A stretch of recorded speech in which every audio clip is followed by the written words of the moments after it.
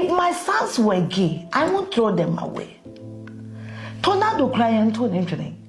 At his age, he's homeless, he's useless, he cannot take care of himself. He feed off a sick mother who has got stroke in the house. He can't wait for his mother to die. Even though he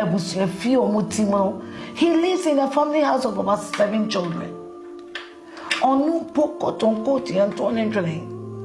So if my only biological sons were gay, would I have thrown them away? I'm not homophobic. I've got a lot of gay friends that the society knows.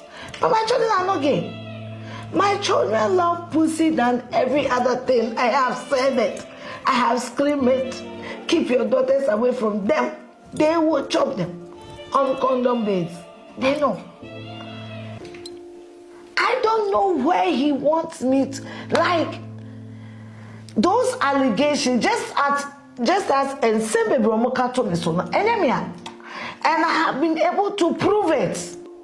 I have been able to shut them out of the devil. Whatever they are my children. I have invested so much in them. But they're not even gays. And what is wrong with being gay?